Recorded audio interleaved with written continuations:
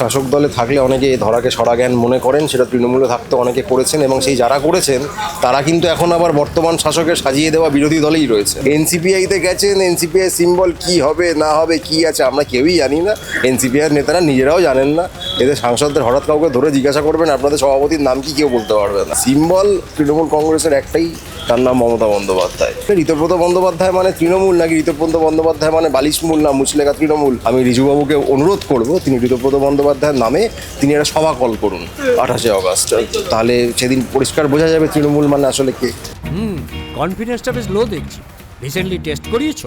হ্যাঁ ডাক্তারবাবু, প্রিটেস্টের পরের দিনই করিয়েছি। ও তুমি মাধ্যমিক দেবে, তাহলে মক টেস্ট করো। এই নাও মৌলিক লাইব্রেরি সম্রাট এক্সক্লুসিভ মক টেস্ট পেপার।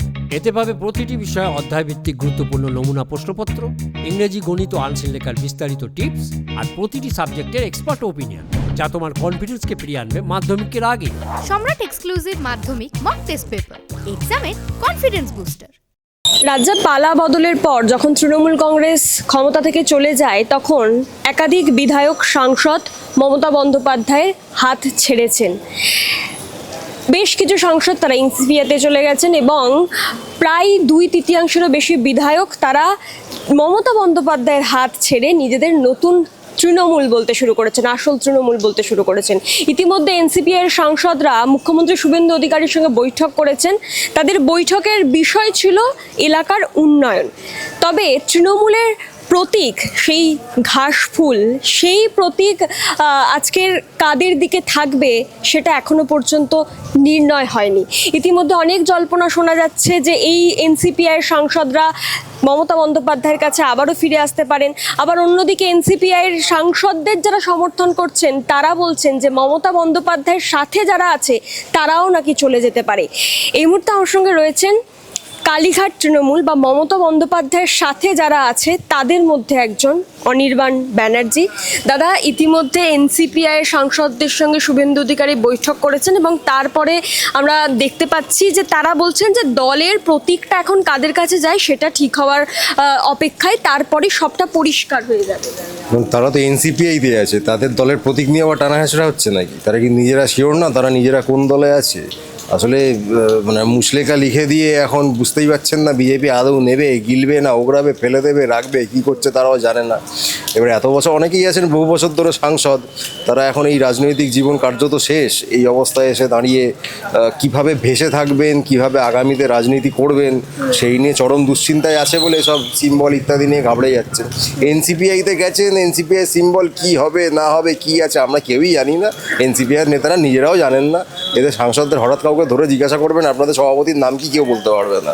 এদের এখন ওই মানে যাকে বলে মানে এরা না ঘরকা না ঘাটকা সেই অবস্থা হয়ে রয়েছে বলে সিম্বল টিম্বল নিয়ে চিন্তা করছে। দেখুন, সিম্বল তৃণমূল কংগ্রেসের একটাই, তার নাম মমতা বন্দ্যোপাধ্যায়। এবার ইলেকশন সিম্বলের ক্ষেত্রে ইলেকশন কমিশন কি করবেন সেই নিয়ে শুনানি ইত্যাদি হওয়ার বাকি আছে, সে আমরা দেখে নেবো, কিন্তু মানুষের কাছে তৃণমূল মানে মমতা বন্দ্যোপাধ্যায়। দাদা, রিজু দত্ত বলছেন, কুণাল ঘোষ যখন বললেন যে এনসিপিআইয়ের বেশ কিছু সাংসদ তারা কালীঘাটে তৃণমূলের সঙ্গে বা মমতা বন্দ্যোপাধ্যায়ের যারা যারা সাথে রয়েছে তাদের সাথে যোগাযোগ রাখছে, ফিরে আসতে পারে, তখন রিজু দত্ত বলছেন যে এটা একেবারে ভুল ধারণা। উল্টে মমতা বন্দ্যোপাধ্যায়ের সাথে যে কয়েকজন বিধায়ক সাংসদ রয়েছে তারা চলে আসতে পারে এই ভালো তৃণমূল বা এই এনসিপিআইতে। রিজু দত্ত নিজে কোন দলে আছে এখন এই মুহূর্তে, তার স্ট্যাটাসটা কি? মানে আগে তো সেইটা ক্ল্যারিফাই করতে হবে। যার নিজেরই এখনও কোনো দল আছে বলে আমাদের জানা নেই, সেটা তিনি নিজে আগে ক্ল্যারিফাই করুন যে আমি অমুক দলে আছি।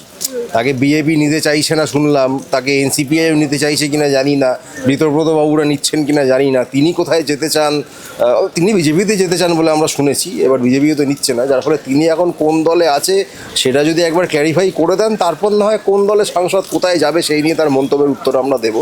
তার আগে তার মন্তব্যের কোনো মানে এমনিতেই গুরুত্ব একটা নেই, তা এখন তো আরোই নেই, তার নিজেরই কোনো দল নেই, অন্য দলে সাংসদ নিয়ে ভেবে কি করবেন? তিনি বলছেন যে তৃণমূল মানেই ঋতব্রত বন্দ্যোপাধ্যায়, যে মমতা বন্দ্যোপাধ্যায় এতদিন দলের জন্য দলটাকে তৈরি করলো, দলের জন্য খাটলো, এত বছর তিনি ক্ষমতায় ছিলেন, আজকের তিনি বলছেন যে তৃণমূল মানে ঋতব্রত বন্দ্যোপাধ্যায়। ভালো তো, তার ঋতব্রত বন্দ্যোপাধ্যায়দের তিনি পরামর্শ দিন যে তারা সবাই পদত্যাগ করে ঋতব্রত বন্দ্যোপাধ্যায়ের ছবি নিয়ে ভোটে লড়ে দেখান।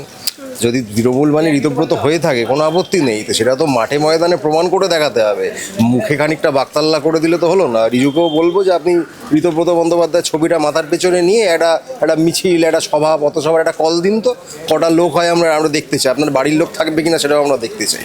যার ফলে ঋতব্রত বন্দ্যোপাধ্যায় মানে তৃণমূল নাকি ঋতব্রত বন্দ্যোপাধ্যায় মানে বালিশমূল না মুচলেখা তৃণমূল, সেটা তখনই প্রমাণ হবে। আপনি তার ছবি মাথার পেছনে নিয়ে, পিঠের পেছনে নিয়ে একটা সভা করুন, ভোটে না হয় পরে দেখা যাবে, ভোটে লড়ালড়ি ইত্যাদি পরে দেখা যাবে। এখন আপাতত একটা সবার কল দিন। 28শে অগস্ট তৃণমূল ছাত্র পরিষদের প্রতিষ্ঠা দিবস আছে। আমি রিজুবাবুকে অনুরোধ করব, তিনি ঋতব্রত বন্দ্যোপাধ্যায়ের নামে তিনি একটা সভা কল করুন 28শে অগস্ট, তাহলে সেদিন পরিষ্কার বোঝা যাবে তৃণমূল মানে আসলে কে। এবং তিনি এটাও বলছেন যে এই মানুষের কাছে কি মানুষে কি ভাবছে সেটা বড় কথা নয়, সংখ্যাটাই বড় কথা। তাই এই জোড়া ফুল যে সিম্বল সেটা ঋতব্রতরাই পাচ্ছে, এবং তৃণমূলের যে অ্যাকাউন্ট নিয়ে এখন এই সমস্ত বিতর্ক চলছে সেই সমস্ত অ্যাকাউন্টও তাদের নামেই চলে যাবে, কারণ তারাই সংখ্যায় বেশি। মানে সংখ্যা মানে কিসের সংখ্যা? উনি যদি মানে বিধায়ক, সাংসদ ইত্যাদি সংখ্যার হিসাবে সিম্বল ইত্যাদির কথা বলে থাকেন তাহলে টেকনিক্যালিও ভুল বলছেন, আইনটা সেটা আদৌ তা নয়। আর যদি বাস্তবের মাটিতে মানুষ কাকে তৃণমূল, আসল তৃণমূল ইত্যাদি বলে মনে করছে সেই সংখ্যার কথা হয়, 21শে জুলাই আমরা প্রমাণ করে দিয়েছি। আদালতের নির্দেশ মেনে আমরা 2500-এর জমায়েত করেছিলাম, জনতার আদালত সেটা 1 লাখ ছাড়িয়ে দিয়েছে। এবং মেয়র রোডে কী হয়েছিল, তারা কজন উপস্থিত ছিলেন না ছিলেন সেটা আপনারাই ক্যামেরায় দেখিয়েছেন, আমি আলাদা করে কি বলবো।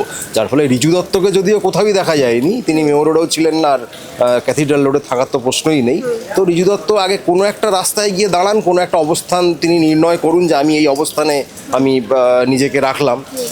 যার নিজেরই কোনো অবস্থানে ঠিক নেই, তিনি সিম্বল কোথায় যাবে, কোন সংখ্যায় কার দিকে কি হেলে যাবে, তার এই আঁক কষাকষি নিয়ে আমাদের কোনো আগ্রহ নেই। আমরা অঙ্ক কষতে জানি, এবং সেই অঙ্ক মানুষের জন্য যে অঙ্ক সেইটা কষে আমরা আগামী দিনে ঠিক দেখিয়ে দেবো যে আসল তৃণমূল বলতে মমতা বন্দ্যোপাধ্যায় বোঝায় কিনা, সেটা আমরা ঠিক আঁক কষে একদম মিলিয়ে দেবো অঙ্কটা। এবং তারই যে অবস্থান বলতে তিনি বলছেন তার অবস্থান কিছুদিনের মধ্যেই সবাই জেনে যাবে, মানুষ জেনে যাবে, আমরা সবাই জেনে যাব। হ্যাঁ, মানুষ তো অধীর আগ্রহে তার অবস্থান জানার জন্য অপেক্ষা করছে। আপনি নিহাত প্রশ্ন করলেন বলে আমি উত্তর দিতে হচ্ছিল, তাহলে এতক্ষণ আস্তে আস্তে আমাকে তো জনে জনে ধরে জিজ্ঞাসা করছিল রিজু দত্ত কোথায় আছে বলো ভাই।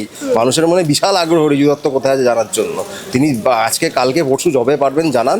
মানুষের এত আগ্রহ যে তারা এখন থেকে লাইন দিয়ে বসে আছে, ওই যে নতুন আইফোন বেরোনোর সময় যেমন লাইন দেয়, তারাও তেমনি লাইন দিয়ে বসে আছে রিজু কোথায় যাবে জানার জন্য। আরও একটা বিষয় আছে দাদা, এই যে বাঁকুড়ায় চন্দনা বাউরি বিজেপির বিধায়ক, তিনি যেভাবে আশাকর্মীদের সাথে ব্যবহার করলেন, তার ফলে এক আশাকর্মী তার মৃত্যু পর্যন্ত হয়েছে। কি বলবেন এই যে হুমকি বা থ্রেট, এই বিষয়টা সবে ক্ষমতায় তৃণমূলের বিরুদ্ধে থ্রেট কালচার নিয়ে আমরা বহু কিছু শুনেছিলাম, তা সবটা মিথ্যা ছিল এমন কথা আমি একেবারেই বলবো না। কিন্তু যে থ্রেট কালচারের অবসান চেয়ে আশাকর্মীদেরও একটা অংশ সম্ভবত বিজেপিকে ভোট দিয়ে এনেছেন, আমি বলছি না সবাই, নিশ্চয়ই একটা অংশ এনেছেন। তারা আজকে দেখুন ক্ষমতায় আসতে না আসতে এখনও 3 মাস হয়নি, তার মধ্যে তাদের বিধায়িকা যিনি নিজে কিন্তু খুব মানে ওয়েল অফ বলতে যা বোঝায় তা নয়, তিনি যথেষ্ট সমাজের পিছিয়ে পড়া শ্রেণী থেকেই তিনি আসেন, তা সত্ত্বেও তার এই খেটে খাওয়া যে আমাদের আশাকর্মী দিদিরা রয়েছেন তাদের প্রতি এরকম ভয়ঙ্কর খারাপ কথা বলতে তার একটুও বাধলো না। আসলে যেরকম দলে যাবেন সেরকমভাবেই আপনাকে কথা বলতে হবে, আপনার মধ্যেও সেই রাজনৈতিক দলের চরিত্র আপনার মধ্যে ফুটে উঠবে। আমি আশা করব আশাকর্মী দিদি যারা বিজেপিকে ভোট দিয়েছিলেন কোনো একটা কিছু একটা আশা করে, তাদের ভুলটা ভাঙবে এবং বিজেপির বিরুদ্ধে এই যে হুমকি বিজেপির বিধায়িকা দিচ্ছেন, বাকিরাও এরপরে একা একা দেওয়া শুরু করবেন নির্ঘাত, তাদের বিরুদ্ধে এই যে লড়াই তারা করছেন, আমরা সর্বতোভাবে তাদের পাশে আছি। যে কোনো পরিস্থিতিতে তারা যদি মনে করেন আমরা তাদের পাশে থাকবো। আপনি নিজেই স্বীকার করলেন যে থ্রেড কালচার যে তৃণমূলে ছিল না সেটা আপনি বলবেন না, কারণ আমরা অনুব্রত মণ্ডলকে দেখেছি, আরও একাধিক নেতাকে দেখেছি। তো কোথাও গিয়েই মানে শাসক দলে যারা থাকবে তারাই সাধারণ মানুষ বা সরকারি কর্মচারীদেরকে এইভাবে আক্রমণ করতে পারে, তাদেরকে হুমকি দিতে পারে, এটাই কি এখনকার রাজনীতি? দেখুন, হওয়া উচিত নয় একেবারেই। এবার শাসক দলে থাকলে অনেকে ধরাকে সরা জ্ঞান মনে করেন, সেটা তৃণমূলে থাকতে অনেকে করেছেন, এবং সেই যারা করেছেন তারা কিন্তু এখন আবার বর্তমান শাসকের সাজিয়ে দেওয়া বিরোধী দলেই রয়েছে। তারা প্রকৃত বিরোধী দল এই মুহূর্তে যারা রয়েছেন, যারা আমরা লড়াই করছি, তাদের মধ্যে আপনি খুব একটা কাউকে খুঁজে পাবেন না যার বিরুদ্ধে এই ধরনের কোনো অভিযোগ এর আগে ছিল বলে। যাদের বিরুদ্ধে হুমকি দেওয়া, ভয় দেখানোর অভিযোগ ছিল, তারা আজকে প্রত্যেকে বিজেপি সাজানো বি টিম বিরোধী দল হয়ে গেছে। কিন্তু আপনার প্রশ্নের উত্তরে আসি যে হ্যাঁ, শাসক দলে থাকলে অনেকেরই মনে হয় যে আমরা সরকারি কর্মচারী হন, আশা দিদিরা হন, বিভিন্ন ক্ষেত্রের মানুষ যারাই হন না কেন, যাদেরকে তারা মনে করেন যারা দুর্বল, তাদেরকে তারা হুমকি দিয়ে দিতে পারেন বলে তারা মনে করেন। কিন্তু দেখুন, গণতন্ত্র তো দিনের শেষে আজকে আপনি যে হুমকি দিচ্ছেন, সেই হুমকির যে ফলাফল আপনার চেয়ারটাই টলিয়ে দেবে। এই শিক্ষা বহু বহু বড় শাসক তাদের নিজেদের ক্ষমতা হারিয়ে পেয়েছে, বিজেপিও পাবে, এ নিয়ে কোনো সন্দেহ নেই। কিন্তু আগামীতে যারা একটা সময় হয়তো রাজনীতিতে থেকে রাজ্যের শাসন ক্ষমতায় আসতে চাইছেন, আমার মতো যারা অনেক তরুণরা রয়েছেন, তরুণীরা রয়েছেন, আমি আশা করব প্রত্যেকেই শিক্ষা নেবেন যে ক্ষমতা যেন বিনয়ী বানায়, উদ্ধত না বানায়। দাদা আরও একটা বিষয়, এই যে যারা তৃণমূল কংগ্রেসের প্রতীক নিয়ে জিতলেন, সাংসদ হলেন, বিধায়ক হলেন, আজকে তারা সবাই মিলে মমতা বন্দ্যোপাধ্যায়কে কোণঠাসা করছে এবং এই সময় মমতা বন্দ্যোপাধ্যায় নিজেও বলেছেন সমস্ত বিরোধী শক্তিকে একজোট হওয়ার। আপনিও মীনাক্ষী মুখার্জির হয়ে পোস্ট করেছিলেন, লাহেক আলীর হয়ে পোস্ট করেছিলেন। আপনারা কি সত্যি চাইছেন যে বামেদেরকে পাশে পাওয়ার? এটা বাম বা অন্যরকম বিষয়, মানে বাম ইত্যাদি আলাদা করে ক্যাটাগরাইজ করে বলছি না। যারা প্রকৃত অর্থে ফ্যাসিস্টদের বিরুদ্ধে, বিজেপির বিরুদ্ধে লড়ার মানসিকতা রাখেন, তাদেরকেই আমরা বিজেপি বিরোধিতার প্রশ্নে এক জায়গায় আসার কথা বলছি, আহ্বান জানাচ্ছি। এবং এটা শুধুমাত্র জোট রাজনীতির কথা এখানে হচ্ছে না, কারণ যে ভয়ঙ্করভাবে দাঁত নখ এটা বের করেছে। দেখুন, 4 মের পর তৃণমূল কংগ্রেসের নেতাকর্মীদের ওপর যখন বিজেপি আক্রমণ করেছিল, এটা বলতে তো কোনো দ্বিধা নেই, সিপিএমের বহু লোক তাতে উল্লাস প্রকাশ করেছিল যে হ্যাঁ, তৃণমূল মার খাচ্ছে, খুব ভালো হয়েছে। আমরা তখনও বলেছিলাম যে এরা তৃণমূলকে মারছে বলে আপনারা আনন্দ পাচ্ছেন, এতে এখানে থেমে যাবে এমনটা একদমই নয়। কিছুদিনের মধ্যেই লাহেক আলী এবং মীনাক্ষী মুখার্জির ঘটনা ঘটলো এবং উত্তরবঙ্গে কুচবিহারে বিশেষ করে বিভিন্ন বাম দল, সিপিএম বলে নয়, তাদের পার্টি অফিস ভাঙানো, জ্বালানো ইত্যাদি সব শুরু হয়ে গেছে। এবং একটা জিনিস খেয়াল রাখবেন, যারা সততার সঙ্গে বিজেপির বিরুদ্ধে দাঁড়াবে, সে আপনি সিপিএম হতে পারেন, কংগ্রেস হতে পারেন, তৃণমূল হতে পারেন, এসইউসি, ফরওয়ার্ড ব্লক, নকশাল ইত্যাদি যা খুশি হতে পারেন, কিন্তু আপনি যদি সৎভাবে এদের বিরুদ্ধে দাঁড়ান, এটা আপনাকে আক্রমণ করবেই করবে। এবং ইতিহাসের শিক্ষা যে ফ্যাসিস্টরা যখন এইভাবে দাঁতনখ বার করে, তখন আপনি যদি মনে করেন যে নিজেদের যে মতবিরোধগুলো রয়েছে সেগুলোকে বেশি প্রাধান্য দেবেন, তাহলে সার্ভাইভ করাই খুব মুশকিল হয়ে যাবে। আমরা মনে করি মানুষের স্বার্থে বিজেপি বিরোধী অবস্থান থেকেই এক জায়গায় আসা দরকার। আমাদের মধ্যে মতবিরোধ 100 বার থাকবে, আমি কোনোদিন সিপিএমকে হঠাৎ করে সমর্থন করতে শুরু করব না, কিন্তু বিজেপির আক্রমণের মুখে 100 বার আমি সিপিএমের সেই কর্মী, নেতা যেই হন, আমার যেটুকু ক্ষুদ্র সামর্থ্য, আমি সেই সামর্থ্য নিয়েই তার পাশে দাঁড়াবো। দাদা আমার শেষ প্রশ্ন, এই যে প্রতীক নিয়ে এখন একটা টানাপোড়েন চলছে, যদি আপনারা দেখেন যে প্রতীক এই 2/3 যারা আছে মেজরিটি তাদের হাতে চলে গেল, তখন এখন যে গুটি কয়েক মানুষ বা নেতৃত্ব যারা মমতা বন্দ্যোপাধ্যায়ের হাতটা এখনো ধরে রেখেছেন, তাদের আবার মতিভ্রম হবে না তো? আপনারাও ছেড়ে চলে যাবেন না? না, আমি কোথাও যাচ্ছি না। আমি আমার নিজের কথা বলতে পারি, কোথাও যাচ্ছি না। এই হৃদয়ে দপ্তর পাল্টাচ্ছে না।